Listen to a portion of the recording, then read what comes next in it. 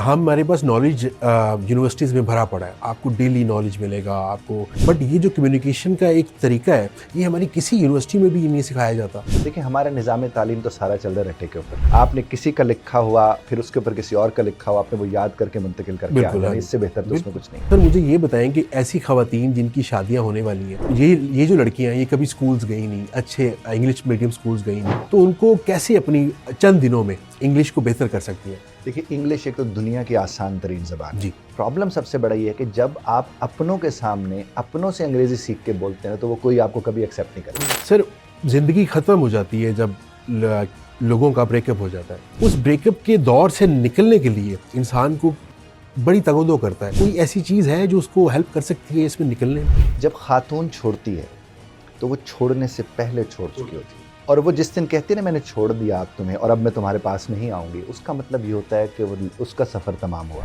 लड़कियों की ज़िंदगी में अगर बहुत बड़ा कोई ट्रॉमा होता है तो वो ये होता है कि जब वो अपने ससुराल जाती हैं तो वहाँ पर लोग उनको एक्सेप्ट नहीं करते, खुसूसन जो सास बहू का रिश्ता है ना सर। काफ़ी अर्से से कह रहा था कि लड़के और लड़कियों की जब शादियों से पहले इनके कोर्सेज होने चाहिए कि इन्होंने ज़िंदगी कैसे गुजारनी है। अब अपनी बेटी वो 11 बजे उठती है, दूसरे की बेटी को कहते हैं मैं तो 6 बजे चाय पीनी होती है। अच्छा सर, बहुत सारे बच्चे जब 18 क्रॉस करते हैं तो उनके साथ क्या होता है कि वो ना साइकोलॉजिकली थोड़े इश्यूज आ जाते हैं, और सबसे बड़ा इशू जो है वो खौफ का है।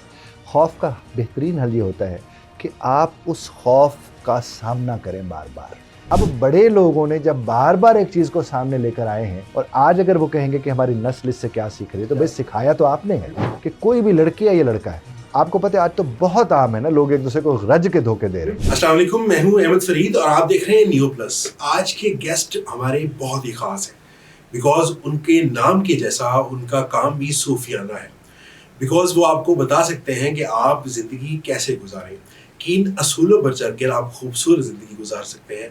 आपके आने का मकसद और ज़िंदगी गुजारने का मकसद को यूनाइट करते हैं और आपकी ज़िंदगी में बहुत मुख्तलिफ पहलुओं पर बात करते हैं। और वेलकम करते हैं डॉक्टर इजाज़ बुखारी साहब। अस्सलाम वालेकुम सर, कैसे?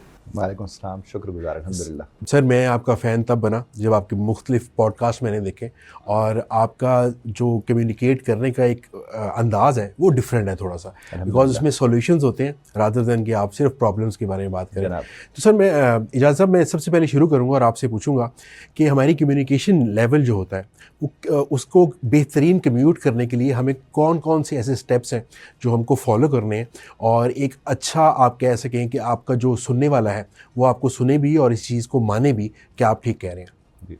एक तो आपका खुद अपना लबो लहजा बहुत अच्छा है और बड़ा अच्छा लगा मुझे, तो आप जैसे लोगों को ही सुनना चाहिए।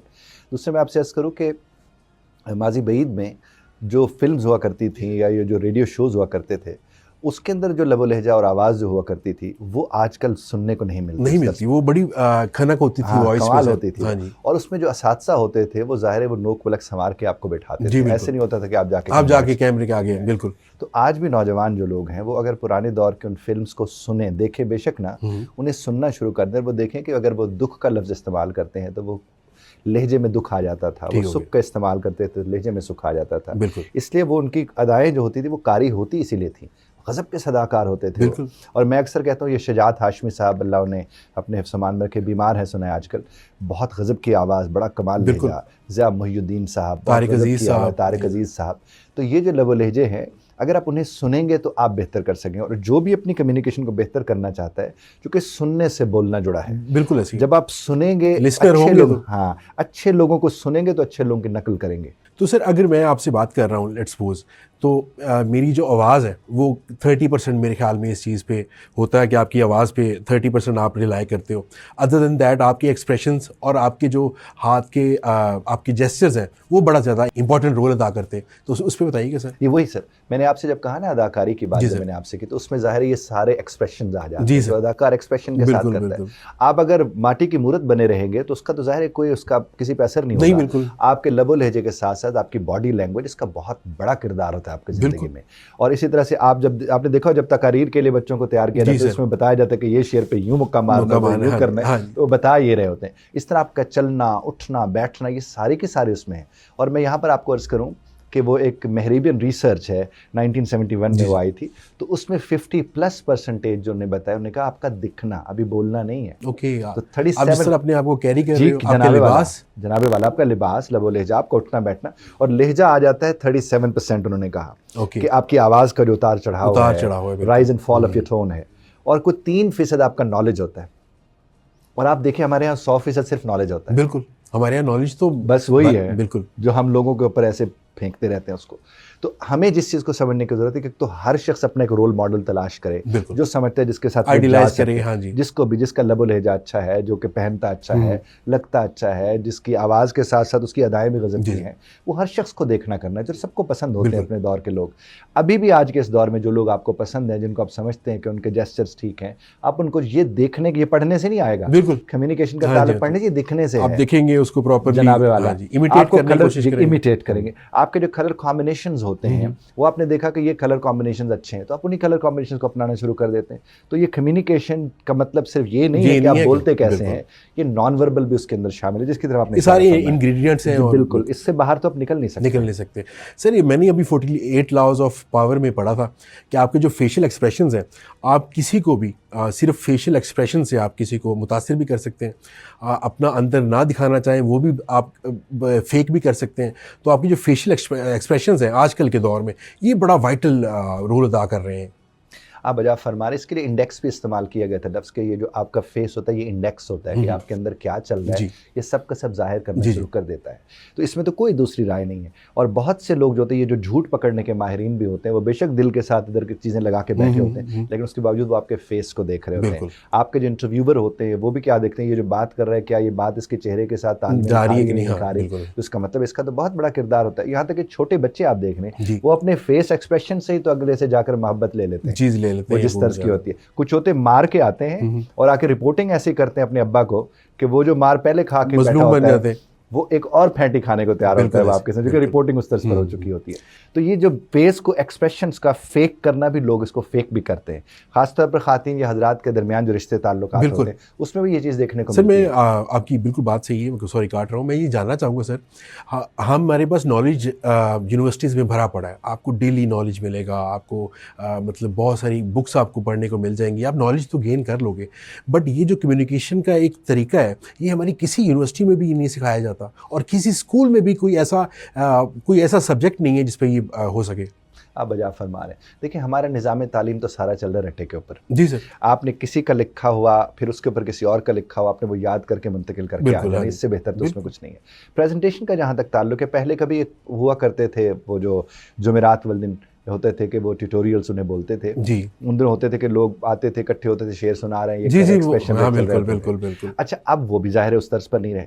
लेकिन मैं आपको एक बात अर्ज करूँ, ये नहीं कि नहीं है, चीज़ें मौजूद हैं। जिस तरह हमारे यहाँ कानून तो मौजूद है, उसकी एप्लीकेशन नहीं है। इस तरह आपको ये HEC ने बाकायदा हर सेमेस्टर के अंदर एक कोर्स इसका रखा हुआ है। दूसरी बात यह है कि हर जो उस्ताद पढ़ा रहे हैं, प्रेजेंटेशन के अलग मार्क्स होते हैं, लेकिन वहाँ पर ये होते हैं कि उस्ताद के पीछे आप फिरते रहो, आपके मार्क्स आ जाते हैं। वो उन चीज़ों के ऊपर उस तरह मश्क नहीं कराई जाती जिस तरह मश्क कराई जानी चाहिए। इसलिए वही बच्चा, चाहे वो MBA करके आ जाए कुछ भी, जब वो बाहर आता है, ना वो इंटरव्यू की स्किल्स उसके पास होती हैं, ना वो प्रेजेंटेबल लग सकता है, उसे कहा जाए कुछ खड़े होकर कुछ बता दो तो उसकी टांगें कांपना शुरू हो जाती हैं। और MBA कैसे वो करके MBA आया, वो करके MBA आया था।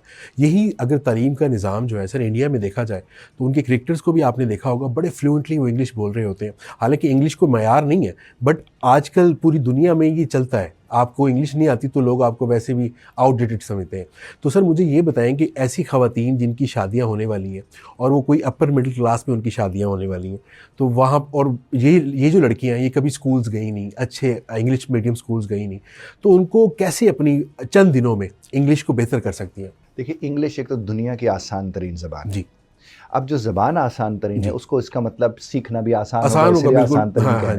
प्रॉब्लम सबसे बड़ा ये है कि जब आप अपनों के सामने अपनों से अंग्रेजी सीख के बोलते हैं तो वो कोई आपको कभी एक्सेप्ट नहीं करेगा। बिल्कुल है। आप एक तो उनसे सीखें जिनकी ये ज़बान है, और उनसे सीखने का मतलब ये है कि उनके रेडियोज़ या उनके जो फिल्म्स हैं या उनके जो ड्रामाज हैं उनको सुने, देखें नहीं, Okay. क्योंकि लोग कहते हैं फिल्म देखने से अंग्रेजी ठीक होती है, देखने से देखना तो ठीक हो सकता है, सुनना नहीं हो सकता। बिल्कुल। और फिर देखने में आपने वो तस्वीर भी देखनी है, नीचे आपने सबटाइटल्स भी देखने, और पता नहीं क्या क्या कुछ आपको देखने को मिल रहा है, वो सब का सब आपको देखने को पड़ता है। तो आपने क्या करना है, उनको नहीं, उनको सुने। जितना ज्यादा सुनेंगे, आप यकीन मानिए 10 दिन, ये जो भी लोग हमें सुन रहे हैं, सिर्फ 10 दिन अंग्रेजों से अंग्रेजी सिर्फ सुनते रहें। वो म्यूजिक की सूरत में भी हो सकते हैं? म्यूजिक नहीं हो सकता सर, क्योंकि म्यूजिक में ना वो लफ्जों को थोड़ा काट काट के पेश करते हैं। बिल्कुल, स्लैंग्स करते हैं, स्लैंग्स आ जाती हैं उसमें। मैं वो टेक्निकल वर्ड से बच रहा था। तो वो जब लफ्ज़ों को काट के पेश करते हैं या आधे अधूरे लफ्ज़ बोलते हैं, तो वो नहीं। तो आप उनके ड्रामाज खास तौर पर, चूंकि वो रोज़मर्रा से जुड़े हुए हैं, जी बिल्कुल, फिल्म भी रोज़मर्रा से नहीं जुड़ी हुई, तो जब उनके ड्रामाज को आप सुनोगे और देखोगे नहीं, तो दिनों के अंदर आपकी अंग्रेजी ठीक होने का इम्कान पैदा हो जाएगा। एक चीज़। दूसरी बात, ज़बान कोई भी हो वो टुकड़ों में होती है। जब उसे जुमलों में आप बोलने की कोशिश करते हैं तो वो ज़बान नहीं रहती, वो तो लिखने में आता है ना। देखें, आप हम बैठे हैं कहीं, आप बैठे बैठे मुझे कहते हैं चलें फिर। अब चलें फिर कहाँ से जुमला है? ये तो कहीं से जुमला नहीं है। और मैं आपसे कहते रुकिए ना, रुकिए ना, रुकिए ना। अब रुकिए ना मैंने कहा, ये कहाँ से? जी बिल्कुल। आप मुझे फिर फरमाते कितनी देर, मैं कहता हूँ 2 मिनट, 5 मिनट, 7 मिनट। हम दोनों के दरमियान गुफ्तगू रवां दवा है और वो टुकड़ों में है। जी। आप जब अंग्रेजी ज़बान को बतौर ज़बान बोलना चाहते हैं, आप उसे टुकड़ों में बोलेंगे। मैंने इसके ऊपर 12 किताबें हैं, इसी के ऊपर मैंने लिखी हुई है, चंक्स के नाम से। आप जब उसे टुकड़ों में बोलना चाहेंगे और बोलना शुरू करेंगे, आपको दिक्कत ही नहीं होगी। उसकी एक मिसाल आप यूँ ले लीजिए, आप बाइलिंगुअल करके बोलेंगे। जी, लेकिन शुरू में तो वही होगा ना। जी। अब मिसाल के तौर पर देखिए, घर में बैठी खातून कहती है रिमोट किथे। अब किथे और रिमोट आगे, रिमोट तो अंग्रेजी का वर्ड है। अच्छा, अगर वो खाली रिमोट इतना ही कह देती है तो अंग्रेजी हो गई। उसके बाद किसी ने कहते हैं इन ड्रॉर। अब ड्रॉर दराज तो हम बोलते रहते हैं। जी बिल्कुल। अच्छा, इन रूम। अब क्या होगा कि वो जो एक होता है ना चाका, वो खुलना शुरू हो जाएगा। क्योंकि जिंदगी में फैसला हेजिटेशन के साथ जुड़ा होता है। बिल्कुल, हेजिटेशन से आप निकलते हैं, फैसला हो जाता है। अब अगर वो इसी तर्ज पर जो उन्हें लफ्ज़ आते हैं वो बोलना शुरू कर देंगे, तो उन्हें एतमाद आना शुरू हो जाएगा। जब उन्हें एतमाद टुकड़ों की सूरत में आना शुरू हो जाएगा, फिर जुमला उनके लिए तकलीफ देनी होगा, उन्हें प्रॉब्लम्स नहीं होगी। नहीं तो टेंसेस जो सारी जिंदगी नहीं आते और किसी को नहीं आते, किसी को उसका फायदा भी नहीं होता है। ज़ाहिर कैसे होगा, क्योंकि वो जिंदगी का हिस्सा नहीं है। आपने जिस तरह इब्तदाई में फरमाया कि हमारा निज़ाम तालीम का उससे ताल्लुक नहीं है, तो टेंसेस का ताल्लुक भी जिंदगी के साथ जोड़ देते, कभी नहीं भूल लेते। बिल्कुल, लेकिन चूंकि नहीं जोड़ा वो फिर भूल जाते हैं। सर, आपकी बात ठीक है, इस बात से मैं बिल्कुल एग्री भी करूंगा। और साथ आपसे पूछना चाहूँगा, हम जितने भी इंग्लिश लैंग्वेज के कोर्सेज कर रहे होते हैं ना सर, उसमें ये आपको रूल्स तो, रेगुलेशन तो बता दिया जाता है, बट आपको इजीली ग्रैब कैसे करना ये बड़ा मुश्किल हो जाता है।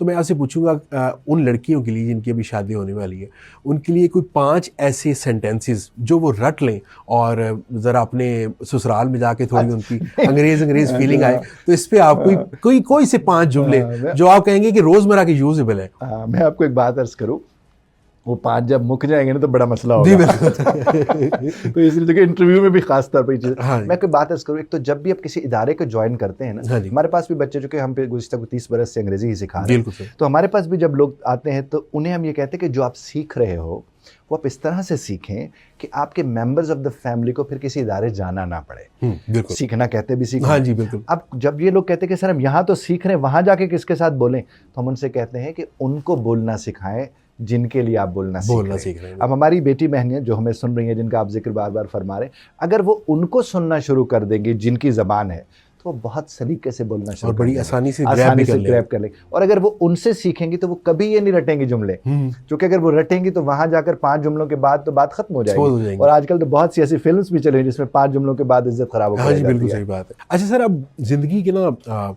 उन लम्हात के बारे में आपसे बात करना चाहेंगे, बिकॉज आप रिलेशनशिप काउंसलर भी हैं, तो आपको बहुत माशरे में आपने बहुत सारा ऐसा चीज़ें देखी होंगी।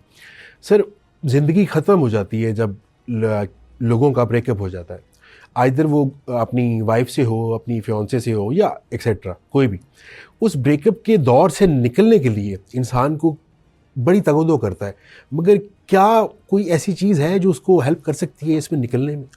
देखिए, खातून और मर्द इन दोनों के मुतालिक मैं आपसे एक बात अर्ज़ करूं, जब खातून छोड़ती है तो वो छोड़ने से पहले छोड़ चुकी होती है, और वो जिस दिन कहती है ना मैंने छोड़ दिया आप तुम्हें और अब मैं तुम्हारे पास नहीं आऊँगी, उसका मतलब ये होता है कि वो उसका सफ़र तमाम हुआ, उसके पीछे तो जाना भी, वो फैसला कर चुकी थी, उसके पीछे नहीं जाना चाहिए। ठीक है, फ़ायदे कोई नहीं। अच्छा, उसके फिर ज़ोर ज़बरदस्ती रह जाएगी तो कुछ नहीं। मर्द जो होता है ना, मर्द का ये हिसाब नहीं है, वो छोड़ लेता है, कोई बात नहीं, पकड़ लेता है, कोई बात बिल्कुल ऐसी। दूसरा उसका ये है कि वो एक को साथ रखते, दूसरी का सोचने में उसे कोई कबाहत नहीं होती, क्योंकि उसको एक एज एक जगह से मिल जाते हैं। लड़के बहुत देखे हैं सर, बहुत ज़्यादा इसके बाद सर्वाइव नहीं कर सकते।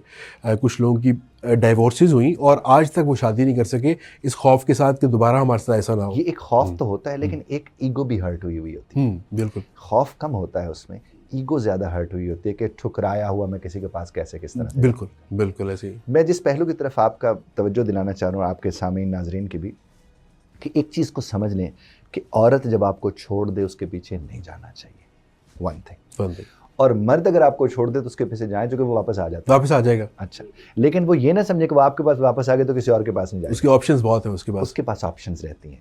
अब जो वाकईतन अपने घर को, अपने बच्चों को देख रहे होते हैं, मैंने उनको नहीं देखा वो कहीं और जाके मुंह मारे, क्योंकि उनके बच्चे उनके सामने आ जाते हैं। बिल्कुल, उनको इज्जत, तौकीर, वकार और तर्स के पर नजर आते हैं। बाकी जहां तक ताल्लुक है दुख का, तो जो तो एक्सेप्ट कर लेता है किसी भी चीज को, एक्सेप्टेंस, बस उसके बाद वो उसमें से निकल आता है। बिल्कुल ऐसे। प्रॉब्लम ये होता है हम एक्सेप्ट नहीं कर रहे होते, और मर्द जब उसको एक्सेप्ट नहीं कर रहा होता है, जब औरत उसे छोड़ के जाती है, उसकी ईगो हर्ट हुई होती है और वो कहते हैं ये मुझे छोड़ कैसे सकती है, बिल्कुल, ये कैसे हो सकती है, ये कैसे हो सकता है। उसके चक्कर में वो फिर उसको तकलीफ देने की कोशिश करता है, वो कानून का दरवाजा और तर्ज पर देखता है, तजलील के मामला और तर्ज पर देखता है। बिल्कुल। हालांकि जिसको आप छोड़ देते हैं, अक्सर वीडियोस देखी होंगी सर हमारे माशरे में, कुछ लोग लड़कियों की वीडियोस बड़ी आसानी से वायरल कर देते हैं, उनको नहीं पता कि उसके बाद उनकी जिंदगियों पे क्या क्या गुजरेगा। मतलब वो नहीं होता, अब बजा फरमा रहे वो शादी के बाद भी लोगों ने, अब शादी तो आपके एक प्राइवेट रिलेशन है, बिल्कुल है। अब उसके प्राइवेट मोमेंट्स की अगर आपने कभी को वीडियो बनाई है और जो ही आपने उसे छोड़ा वो आपने वायरल कर दी, तो अपनी इज्जत खराब की है। वेस्टर्न कंट्रीज में तो ये आम है सर, हमारे यहाँ नहीं है, बट ये है कि अभी तक शुक्र है शादी वाली वीडियोस नहीं देखी हमने, मगर बाहर तो हमने वीडियोस ऐसी देखी है जो शादीशुदा लोगों ने, which is not good। ये कहीं भी किसी, देखिए आप जब किसी के साथ रिश्ते में जुड़े ना साहब, तो आप रिश्ते में जुड़े, और जब उस रिश्ते से निकल कर आए तो रिश्ते की तौकीर आपका काम है। आप उसके एहतराम का जिस हद तक ख्याल रखें।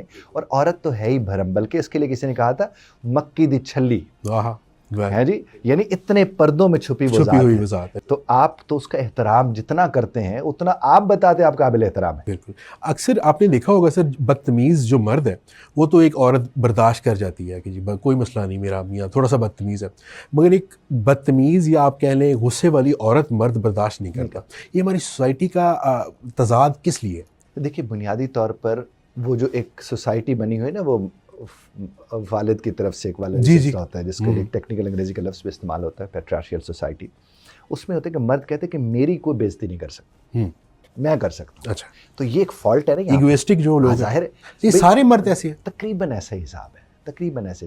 कोई मानते नहीं है, वो ज़रा सामने लगने लगते हैं कि नहीं हम ऐसे नहीं है, मानते नहीं है, लेकिन बुनियादी तौर पर तो यही वाली बात है।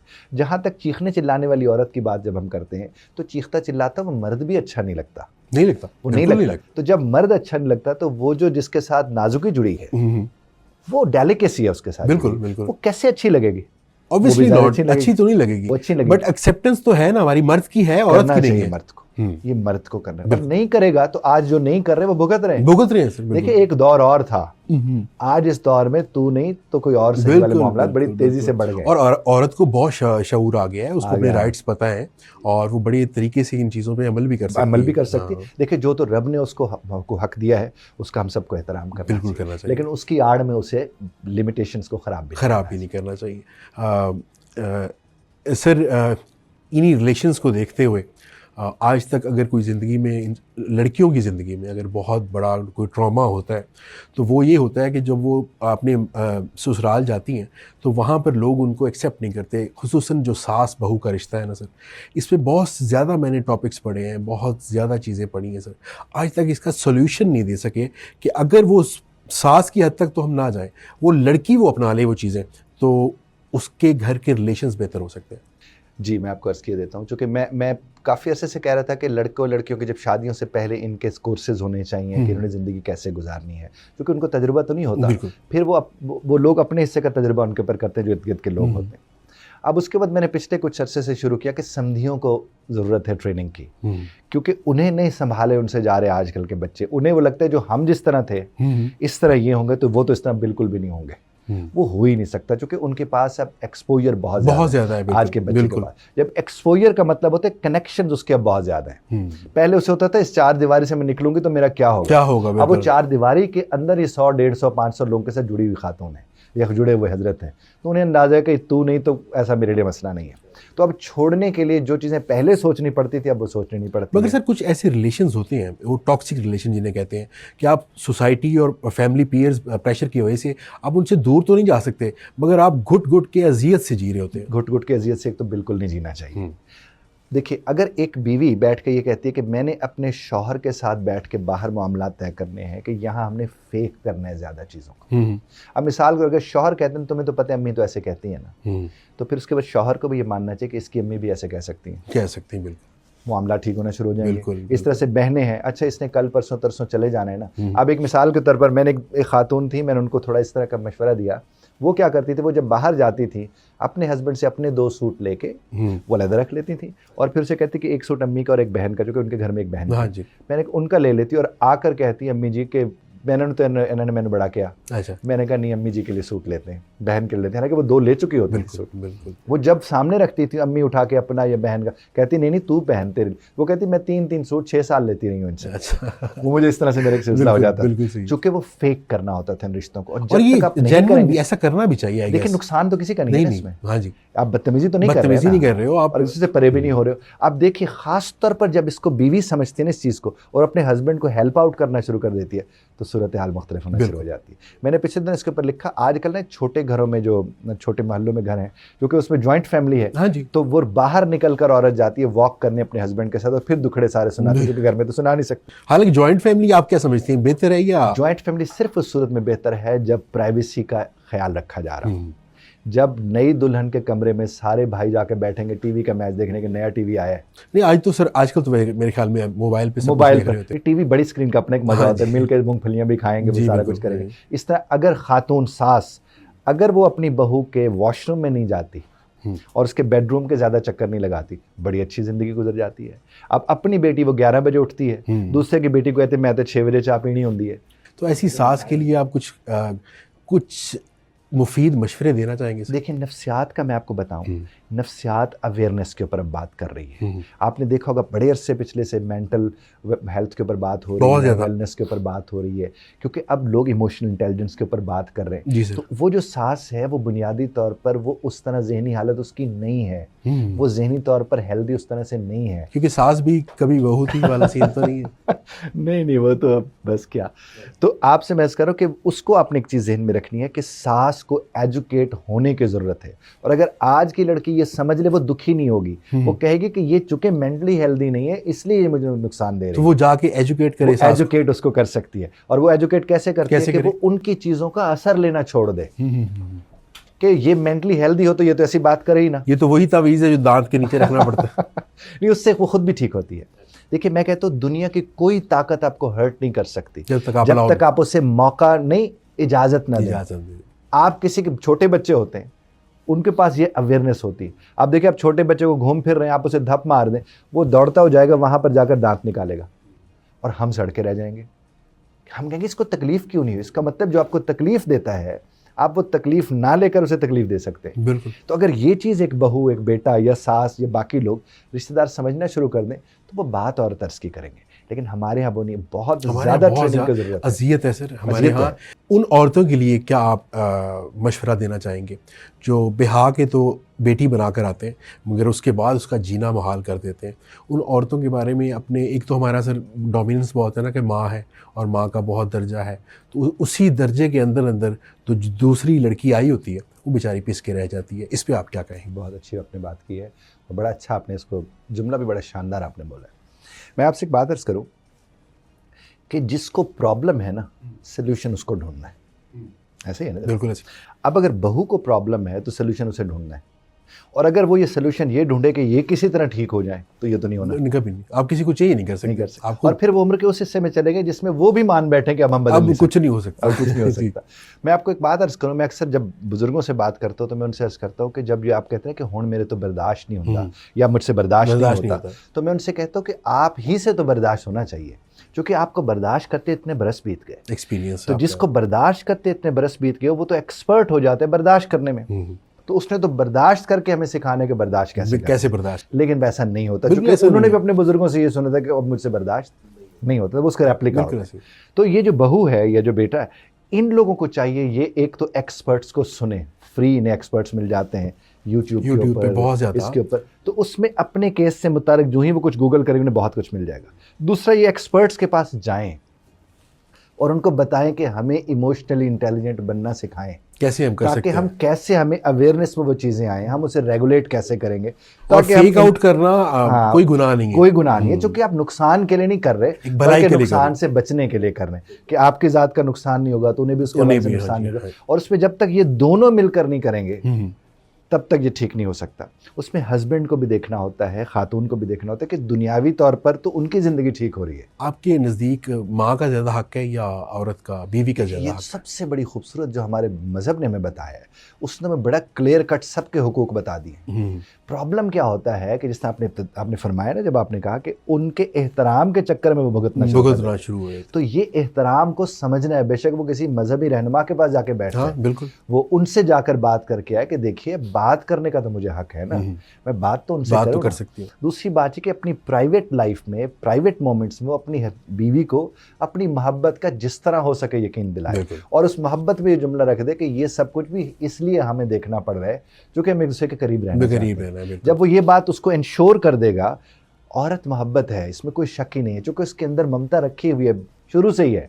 आपने देखा होगा बचपन में बेटियां गोदी बना के बैठ जाती है कि भाई को हमने गोदी में बिठा, लड़के नहीं करते, गोदी बनाते, लड़कियां बना के बैठी होती, क्योंकि उसके अंदर खुदा ने शुरू से ममता रख दी है, मोहब्बत रख दी है। और ये जो मर्द भी कहते हैं ना मैंने वो औरत को पटा लिया है या ये कला फतह कर लिया है, वो उसके अंदर ममता के इसको ब्लैकमेल करके आया हुआ होता है। वो जो मोहब्बत वाली ममता उसके अंदर कहीं है, वो उसको ब्लैकमेल करते मैंने तुर्रम खा बनता है, मैंने ये कला फतह कर लिया। ऐसा नहीं होता है।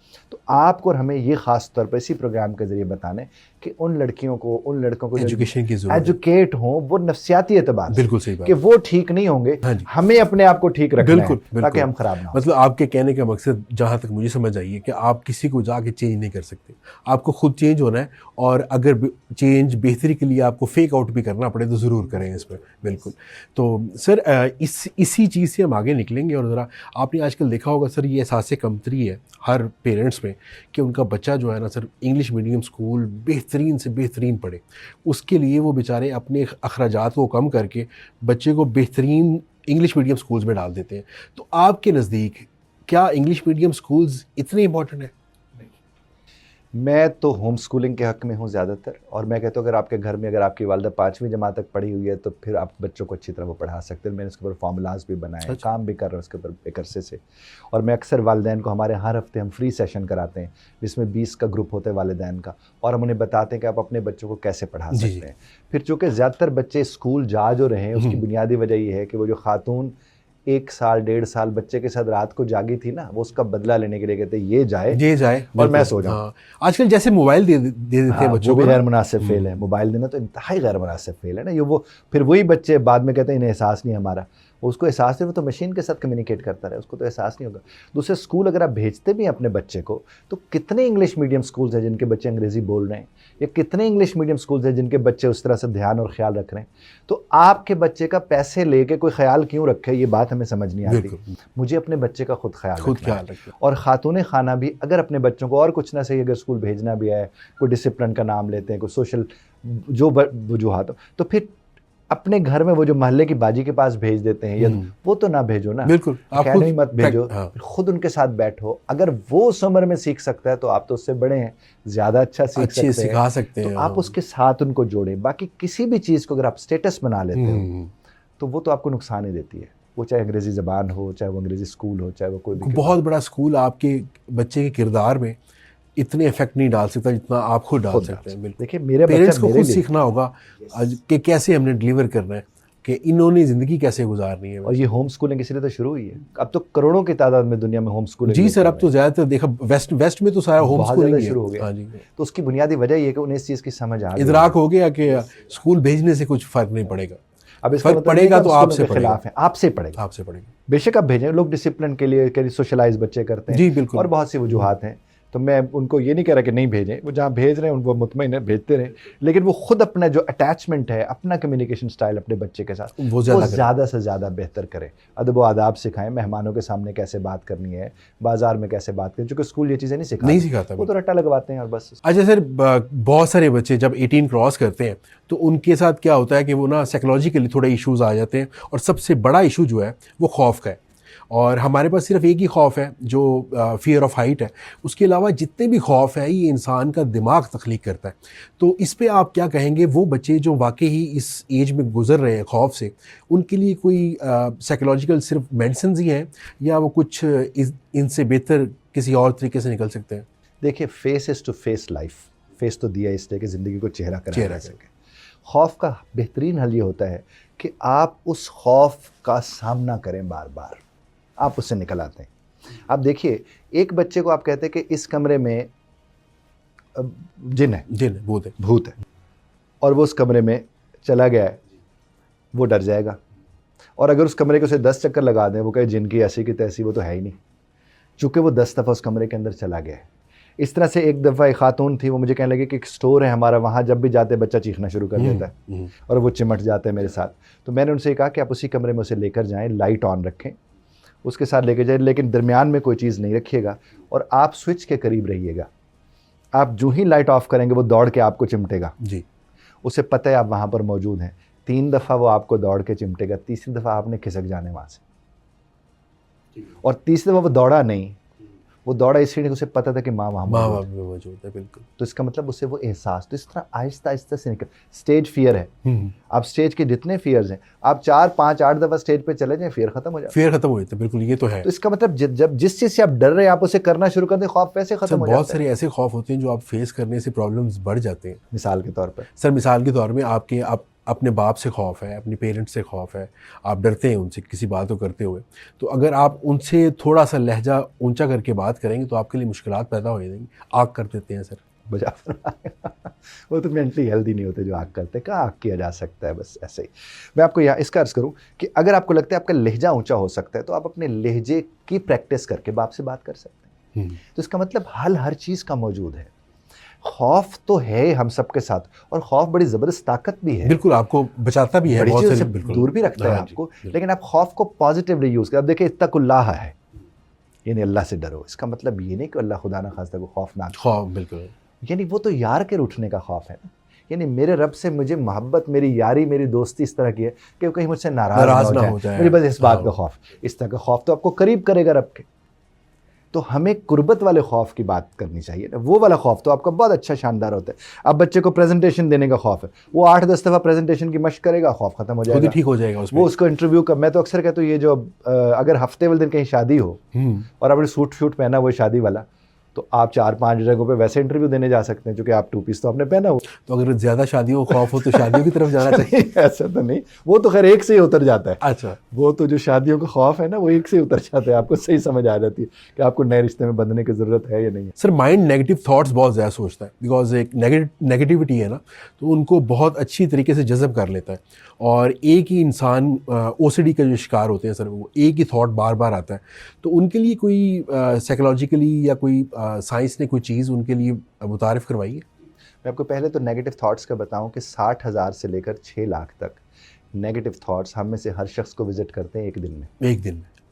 तो इसका मतलब नेगेटिव थॉट्स तो होना बड़ा नेचुरल बात है, वो तो करते हैं। और वो जो हमें विजिट करते हैं उसमें से 80% वो कहते हैं नेगेटिव होते हैं। अब जब 80% नेगेटिव ख्यालात आपके होंगे 60,000 या 6 लाख में से, तो इसका मतलब वो तो मैकेनिज्म का हिस्सा है, वो फिल्टर होते रहते हैं, वो आपके साथ आते हैं। बस हल्का सा हमें रखना क्या होता है, हल्की सी नज़र रखनी होती है, और उसको हम बोलते हैं NN, यानी नॉट नाउ। आपने ऑटो पायलट पे लगाना होता है नॉट नाउ, यानी अभी नहीं, अभी नहीं। कोई चीज़ आपके पास है, अभी नहीं। जो ही आप उसे अभी नहीं कहेंगे, कोई 10, 15, 20 दिन आप ये मश्क करेंगे, 21 दिन नॉर्मली हम कहते हैं इसके ऊपर, तो क्या होगा, जब कभी भी नेगेटिव थॉट आने लगेगा तो आपका सब कॉन्शियस उठा के आपको कहेगा अभी नहीं, तो आप उससे बच जाते हैं।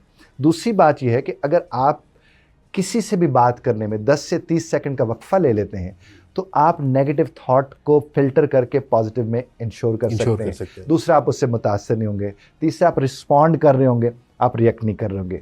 जहाँ तक आपने ओसीडी की बात की, तो ओसीडी बाकायदा एक बीमारी है बिल्कुल। और इसका बाकायदा इलाज गोलियों की सूरत में भी मुमकिन है। वैसे लोगों को रीडायरेक्ट करने के ऊपर भी हम बात करवाते हैं कि यानी मिसाल के तौर पर उन्हें कोई एंडोर्स करवाता रहे कि हाँ आपने हाथ धो लिए हैं, जी, बार बार हाथ धोना और बार बार दरवाजा बंद है या नहीं है, इस तरह से जर्म्स देखना। जी ये जरा सिलसिला। मेरे एक जानने वाले थे, तो मैंने उन्हें कहा कि उनका भी ये इशू है ना, ओसीडी, वो हाथ मतलब बड़े धोते हैं। तो मैंने उन्हें कहा कि आप जर्म्स से किसी तरीके से बच नहीं सकते। आप बैठे हैं ना, अभी भी आपको जर्म्स लगे हुए हैं, तो आप इस चीज़ को ख़त्म कर देंगे, आप जर्म्स से बच जाएंगे। अब देखिए, अगर ये तो उनके दिमाग में बात बैठ गई तो OCD is over and out. बिल्कुल बिल्कुल। और अगर उनके दिमाग में ना बैठेगा नहीं है ये तो हाथों को लगती है, तो वो उसको करते रहेंगे। हाँ जी, बिल्कुल करते रहेंगे। नॉर्मली ये लोग एक दो लोगों के साथ हमने इसके ऊपर किया, वैसे तो बहुत सी चीज़ें होती है, कोई चीज़ क्लिक हो सकती है। हमने एक दो लोगों से किया, उन्हें ये होता था कि मैंने हाथ पता नहीं धोए हैं कि नहीं धोए बार बार। अच्छा, उनको हमने कहा जब आप हाथ धो लेते हैं तो उसके बाद आपने ये एक निशानी लगा लेनी है, तो वो निशानी लगा लेते थे। अब वो निशानी अगर 8 घंटे 7 घंटे 6 घंटे 5 घंटे रह सकती थी, तो कम से कम इतनी देर वो भी उससे रह जाते, वो उसको देखते थे, हाँ मैं तो ऐसा हाथ धोए हुए, हाँ मैंने धोए। तो इस तरह की छोटी छोटी टेक्निक्स, टिप्स होती हैं जो ज़ाहिर साइकोलॉजिस्ट साइकाइट्रिस्ट आपको बताते हैं। ये हेल्प आउट करती हैं सर मेडिसिन के अलावा? मेडिसिन के, हाँ बिल्कुल, ट्रिक्स तो हेल्प आउट करती हैं, बिल्कुल करती हैं। कुछ होते हैं जो बार बार उसका जिक्र करते रहते। देखें, आपको जब जिक्र की फिक्र लाहिक हो जाए ना, फिर तो आपको कोई नहीं छुड़ा सकता। बिल्कुल, फिर तो बार बार वही बात करेंगे जनाब। सर, हमारे माशरे में जितने भी फेमस लोग हैं, वो बात करते हुए अक्सर, ज़्यादातर नहीं, कुछ कोटेशन मतलब पोर्शन ऑफ पीपल ना, वो बात करते हुए, जैसे आपने पिछले दिनों वो सुना होगा कि जो मुरव्वसात कहते हैं कि वरना इसे कहते हैं, प्रोग्राम बढ़ गया। तो ये हमारे बच्चों पर क्या असरात, नेगेटिव असरात, बच्चे जब देखेंगे कि हमारे आइडियल जो हैं जिनको हम देखते हैं वो ऐसी बात कर रहे हैं, तो क्या आप क्या समझते हैं कि वो इस चीज़ को अडॉप्ट नहीं करेंगे? बहुत अच्छे पहलू की तरफ आपने इशारा फरमाया। मैं आपसे एक बात अर्ज़ करूं, आप फैमिली में बैठे हैं और आपके सामने अगर कोई मिजाह की बात आई है जी, और वो गैर मुनासिब था लेकिन मिजाह था उसमें, और आप अगर ठट्ठा मार के हंस पड़े उसके ऊपर, तो इसका मतलब आपने उसे एंडोर्स कर दिया और आपने अपने बच्चों को बता दिया कि बेटा इस तरह की चीज़ों पे हंसा जाता है। बिल्कुल, एक्सेप्टेंस है इसमें है। तो यही उनके उस जुमले के साथ हुआ है। उनके उस जुमले को बड़ों ने इस्तेमाल किया है। अब एक शख्स से स्लिप ऑफ टंग हो गया या जो भी हो गया, अब उसको पाला पोसा तो ऑडियंस ने है ना, वो आप हम थे जिनने उस जुमले को पाला पोसा। बिल्कुल, यस। मेरी हर तीसरी पॉडकास्ट में मुझसे इससे मुतालिक सवाल किया जाता है, ये जो आपने ये इस तरह जुमला बोल के, क्योंकि ज़ाहिर पॉडकास्ट का तो यही होता है ना कि आप चीज़ें जो ट्रेंडिंग में है आप उस पर बात करते हैं। अच्छा, अब उस जुमले की, वो सराइकी ज़बान का जुमला है, उन्होंने खुद उसकी वजाहत भी फरमाई कि मेरे एक दोस्त हैं डीजी खान से या डेरा इस्माइल खान से, उन्हें ये जुमला बोला था और मैं उसके बाद, अब उसके बाद वो कितनी जगहों पर बतौर मीम इस्तेमाल हुआ। जी सर। कितनी जगहों पर बतौर लफ्ज़, वो पीछे से उन्हीं की आवाज़ वही इस्तेमाल होती रही। और ये जो लोग कर रहे थे ये बच्चे तो नहीं थे, नहीं, सोशल मीडिया के एक्टिविस्ट, ये बड़े लोग थे। अब बड़े लोगों ने जब बार बार एक चीज़ को सामने लेकर आए हैं, और आज अगर वो कहेंगे कि हमारी नस्ल इससे क्या सीख रही है, तो सिखाया तो आपने है। बिल्कुल ऐसी, बिल्कुल ऐसी। और बिल्कुल हर गलत जुमले का कभी भी अच्छा असर नहीं हो सकता, बच्चों पे बहुत नेगेटिव इफेक्ट होता है सर। और आप अगर बतौर बाप हंस पड़े हैं एक जुमले पर, तो कल को वही जुमला आपका बच्चा आपके सामने बोलेगा तो आपको गुस्सा करने का हक नहीं रहा। बिल्कुल, वो आपने खुद ही उसको दे दिया कि अब तुम इस तरह का मजाक मेरे साथ कर सकते हो। सर, लेजीनेस जो है, लेजीनेस पे आजकल आपने देखा होगा, हर बच्चा ही ना वो बस इस चीज़ का शिकार है कि काम, आज का काम कल पे डाल देना। तो हमारी कौम तो इस चीज़ को आप कह लें कि फेवरेट स्पोर्ट है उनका, कि वो इसको बेहतरीन खेल समझते हैं कि लेजीनेस से ना जान नहीं छुड़वानी। तो इसको ओवरकम करने के लिए आप क्या मुफीद मशवरे देना चाहेंगे? देखिए, हर वो शख्स जो रातों को जागता है उससे तवक्को रखेंगे वो सुस्त रहेगा, वो एक्टिव नहीं हो सकता। बिल्कुल, क्योंकि आपके जिस्म को जो रात को चाहिए वो नींद चाहिए। ये आपके जो मसाम है, ये आपके जिस्म की आंखें हैं।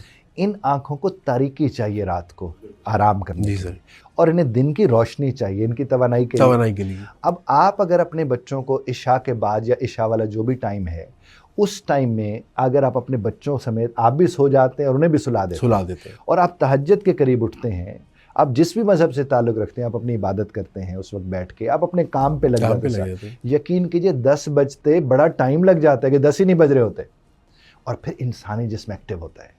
वो जिस्म से आप कभी एक्टिव होने की तवक्को ना रखें जो रातों को जागता है। बिल्कुल। तो इसके लिए तो मैं सबसे यही अर्ज़ करूँगा कि खुदारा रातों को सोएं, जो कि रात सोने के लिए है, ये। और जब दिन है वो उसके लिए। दूसरी बात है कि अगर कोई सुस्त आदमी है और वो काम करने में थोड़ा डिले करता है, ये चीज़ों करता है, तो आप उसके सर पे कुछ अर्सा सवार रहें। मैं वालिदैन से अर्ज़ कर रहा हूं कि उसे कोई काम दे तो टाइम बाउंड कर। आजकल तो वालिदैन रोक रहे होते हैं, बल्कि मुलाजिम रखे होते हैं बच्चों के लिए कि ये पानी भी इसने आपको आके देना है। तो बस फिर कल को वही वालिदैन वो लेजी बच्चा पैदा लेजी, वही वालिदैन मेरे पास आते हैं। एक साहब मेरे पास आए, वो कह लगे मेरा बच्चा 19 बरस का है और शाह साहब इसको ये नहीं पता मैं दवाइयाँ कौन सी खाता हूँ, और दहाड़े मार मार के रोने लग गए मेरे ऑफिस में। बिल्कुल ऐसी है। कोचिंग सेशन के मेरे पास है तो कहते उसको ये नहीं पता ये दवाइयाँ मैं कौन सी खाता हूँ। मैंने कहा उसका कसूर इसमें है ही नहीं, आपने बिल्कुल ट्रेन ऐसे किया। आपका है। देखिए जब मेरा बच्चा मेरी नहीं सुनेगा तो फिर मेरे सारे हक जितने भी थे वो मैंने ही ख़त्म किए हैं। बिल्कुल मैंने उसकी स्तर पर तरबियत नहीं की। तो ये आपके हमें अपने बच्चों को खुद देखना है, कोई नहीं आके इनको देखेगा। बिल्कुल, आपका सर ये तो बच्चों की तरबियत है, आपका काम कोई नहीं आके करेगा, आपका बिजनेस कोई नहीं संभालेगा, तो कैसे आप ये एक्सपेक्ट करेंगे कि आपके बच्चों को कोई बेहतरीन तरबियत दे सकते हैं सर? अच्छा सर, आजकल आपने देखा होगा कि लड़कियों के लिए ख़ास तौर पर सर वो किस तरह अगले शख्स को पहचाने कि ये हमारे साथ फेक आउट कर रहा है या हमारे साथ वाकई मोहब्बत करता है? क्योंकि मोहब्बत तो मेरे ख्याल में पुराने दिनों की कहानी है, अब तो सिर्फ मोहब्बत हो रही है। मैं आपसे एक बात अर्ज करूं, आप जिसके साथ रिश्ते में बनते हैं ना, आप उसे कहें मुझसे निकाह करो, भाग जाते हैं लोग। सर यहाँ पे तो सबसे पहला यही किया जाता है कि मेरे से शादी करोगे, शादी करो ना। किसी के साथ अब शादी के बगैर रह रहे हैं तो वो सारे लम्हात गुनाह के लम्हात, वो तो ठीक है ही नहीं। बिल्कुल नहीं। आप ये जो रिलेशनशिप कहते हैं, रिलेशनशिप तो होता है शादी के बाद है। बिल्कुल। आप किसी के साथ मैं ये FA कर लूँ, मैं MA कर लूँ, BA कर लूँ, तो भाई फिर वो कर फिर। हाँ, तो ये तो मैसेज क्यों भेज रहे हैं जी, या मैसेज रिसीव क्यों कर रहे हैं? आप जब भी किसी के, एक तो कोई पता है, और शादी का सर आप ये देखें कि आपके साथ पल बढ़ रही होती हैं बहनें, साथ भाई पल बढ़ रहे होते हैं, कजन्स वगैरह। शादी के बाद ऐसे जिन निकल कर आते हैं एक दूसरे के लिए कि समझ ही नहीं आ रहे होते। तो फिर आप कैसे कह सकते हैं आपको किसी का पता चलता है? बिल्कुल कोई नहीं पता किसी का चलता होता। आप जब निभाना शुरू करते हैं फिर आपको उनके वो पहलू सामने आते हैं, नजर आते हैं, हमेशा से छुपे हुए थे। आप देखें हमारे यहाँ शादी के दिन भी आपके यहाँ सेट लगते हैं। जब आपके घर में कोई देखने लड़की को आ रहा है जी सर, तो सेट लगे होते हैं। और अगर बच्ची बदतमीज़ है तो उसे कहते हैं कि बेटा थोड़ी देर तमीज़ का मुजाहरा कर लो। बिल्कुल। तो उसका अंदाज़ा तो हो गया कि वो थोड़ी देर के लिए सेट लग रहे हैं। इसलिए जब वो लाइफ में जाते हैं अपसेट हो जाते हैं सारे के सारे। तो आपको और हमें जो समझने की ज़रूरत है कि कोई भी लड़की है या लड़का है, आपको पता है आज तो बहुत आम है ना, लोग एक दूसरे को रज के धोखे दे। बिल्कुल सर, आजकल तो शादी का बड़ा आम है, बड़ा कैजुअल है, कैजुअल हो गया और वो रूटीन बन गया। रूटीन अब ये लोगों को फर्क ही नहीं पड़ता। अब वो फर्क ही नहीं पड़ता। बिल्कुल सही कह रहे हैं। मैं आपको एक मज़े की बात बताऊं, मेरे पास एक बच्ची थी, वहीं यूनिवर्सिटी गोइंग थी, अपने साथ उनके साथ 2 लड़के थे। तो वो एक इधर लड़का बैठा हुआ, एक उनके इधर बैठा हुआ, एक वो बेटी मेरे सामने बैठी हुई है, मैं उनसे बात करूँ। कह लगे, मैंने कहा हाँ बेटा बोले क्या बात है? कह लगे सर पिछले सेमेस्टर में मेरे इसके साथ ताल्लुक था, ओके, इस सेमेस्टर में इसके साथ। तो मैं कभी कभी इसको देखती हूँ ना तो मुझे बड़ा दुख होता है कि मैंने छोड़ा क्यों, तो मैंने इसको जो छोड़ा, ये इसको तकलीफ होती होगी, लेकिन I am very much happy with him. मुझे बताएं मैं क्या करूँ?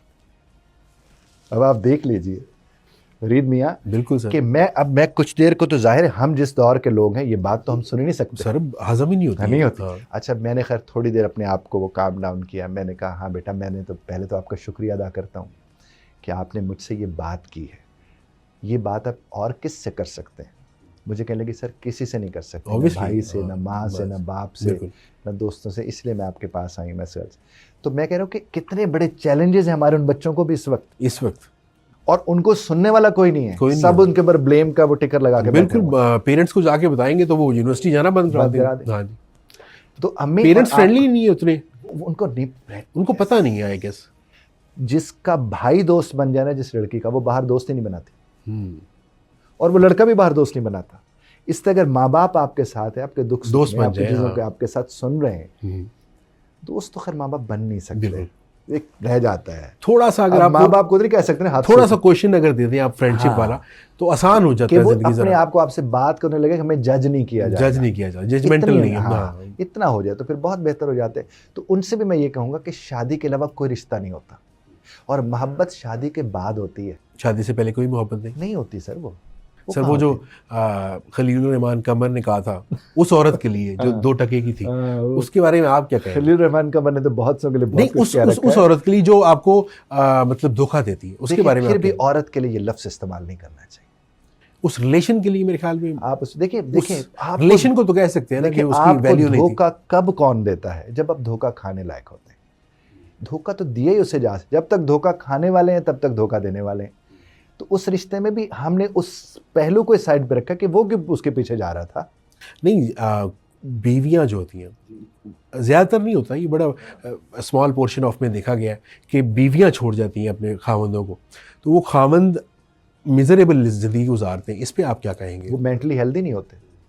अगर वो मेंटली हेल्दी हो, एक बंदे ने छोड़ दी, बस छोड़ दिए, सही, बड़ा मुश्किल नहीं हो जाता? नहीं होता मुश्किल। अवेयरनेस जोन में ये चीज़ें ले आए ना, बिल्कुल मुश्किल नहीं होता। देखिए जब कब्र अपनी है जी सर, तो समझ अपनी नहीं होनी चाहिए। होनी चाहिए, बिल्कुल बिल्कुल होनी चाहिए। आप देखें रब्बे कायनात ने बड़ा मैं कहता हूँ सिर्फ पढ़ के और समझ के तो देखें ना, हाँ। उन्हें बड़ा वाजे हमें फरमा दिया कि क़यामत का दिन वो होगा कोई किसी को नहीं पहचानेगा, कोई किसी का नहीं होगा, बिल्कुल। तो इसका मतलब यहाँ पर भी आप लोगों का ख्याल इसलिए रखें कि आपका रब आपसे राजी हो, बस ठीक है फिर। बिल्कुल ऐसे ही। और फिर कोई लोग तो प्रॉब्लम आपसे कभी खुश हो ही नहीं सकते। नहीं, देखिए लोग खुदा से नहीं होते नहीं राजी, होते ना, उस बिला ये तो खुदाई से कैसे होंगे? खुदाई से कैसे हो? बिल्कुल बिल्कुल sir, thank you so very much. पता ही नहीं चला कि 40 मिनट्स कैसे गुजर गए। तो होपफुली मैं इस चीज़ का बड़ा वेट करूंगा कि नेक्स्ट हम पॉडकास्ट ज़रूर करें सर। ऑनर्ड सर, और ये सेशन चलता रहे हमारा इंग्लिश लैंग्वेज को लेके, हम इंशाल्लाह नेक्स्ट पॉडकास्ट ऑलवेज वेलकम। आपका खुद भी बड़ा अच्छा लगा बोले sir. Thank you so very much sir, बहुत बहुत शुक्रिया।